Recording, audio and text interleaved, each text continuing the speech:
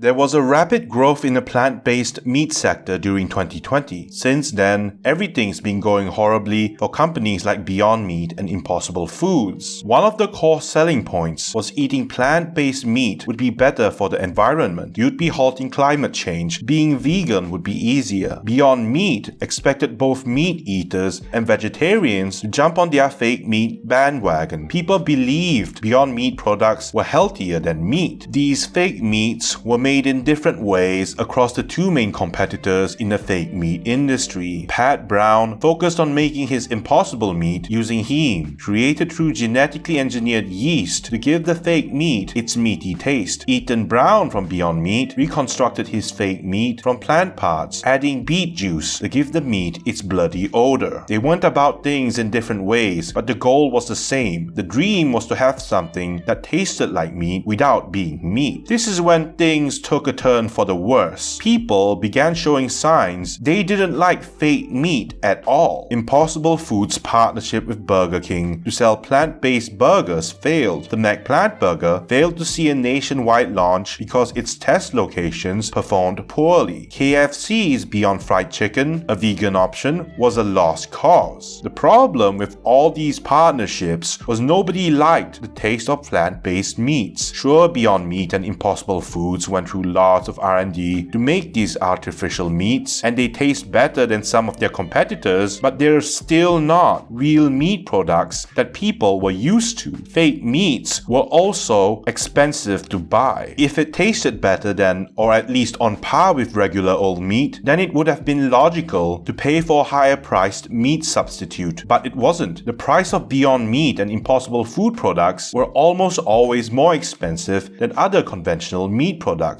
like beef, pork, or chicken. In some cases, these plant-based meats reached double or even triple the original price of a chicken. The world is currently in a recession. Inflation is hitting consumers hard right now. There is no reason why a population whose buying power is lowered will be willing to buy expensive experimental plant meat that almost no one likes the taste of. That's the meat eater demographic gone. So how about the plant lovers, the vegans? Why don't they like their fake meat? Lots of reasons. Prices, legacy, taste. Beyond Meat's offerings are still expensive to vegetarians. They're no different from your regular consumer when it comes to the price. Saving a couple more animals just isn't worth it at Beyond Meat's price point. What's more, vegetarians already have their go-to brands that they've eaten for years. Trying to get them off food they've built a trust with is hard. The older brands may be dinosaurs, but when you've developed a taste for them, it sticks. No vegan would want to buy a McPlant or Impossible Whopper from fast food chains because the plant burgers were still cooked on the same grill as other beef patties. As for the health aspects of Beyond Meat, it was found that plant-based meats were less nutritious, with proteins destroyed in the name of taste. Some products had a higher sodium content than regular meat. Everyone freaked out when they found out. Investors nowadays are more wary of plant-based startups. They're reluctant to fund more of their operations. Look at the poster child of the plant-based sector, Beyond Meat. Impossible Foods is a private company, so we can't really look at their financials, but look at Beyond Meat's stock price. They've fallen from a high of $200 per share down to $10. They're cash flow negative, their revenues are dropping like flies, they're losing money every quarter. You might say they're losing less money, but they're losing over $50 million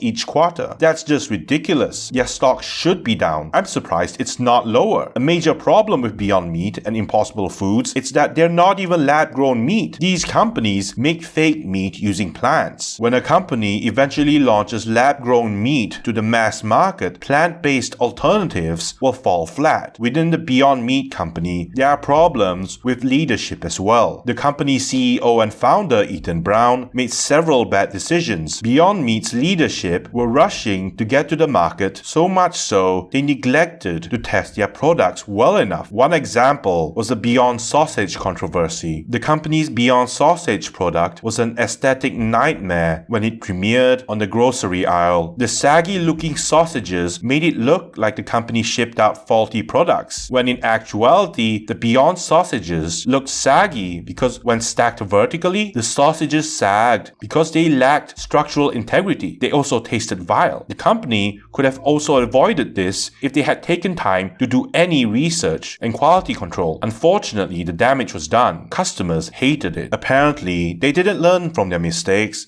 and Beyond Meat launched a fake jerky linked to a partnership with Pepsi that failed. They spent so much money on it too, losing them over $5 million in gross profits in the process. The manufacturing process was too complicated. It cost too much money and no one wanted fake jerky, so it failed again because Beyond Meat didn't spend enough time researching and testing their products. Aside from their failed product controversies, some of their executives dragged the company's name through the mud. Bernie Adcock, the COO of Beyond Meat, had personality problems. He bit a man's nose, prompting his suspension from the company, damaging the company's reputation further and alienating customers. Just a couple months ago, plant-based meats are facing newer regulatory challenges while expanding abroad. Australia banned Impossible Foods chicken nuggets from crossing the border because the nuggets contained a banned calcium compound that could cause serious health issues when consumed in excessive amounts. Many are calling plant-based meats a fad. No amount of whining from Beyond Meat's competitor, Impossible Foods, will change that. When push comes to shove, the majority of people just don't like fake meat, not even the vegetarians who have already committed to eating non-meat products on a daily basis. I hope you liked the video. Leave a like if you did, and subscribe if you haven't already. It's much appreciated.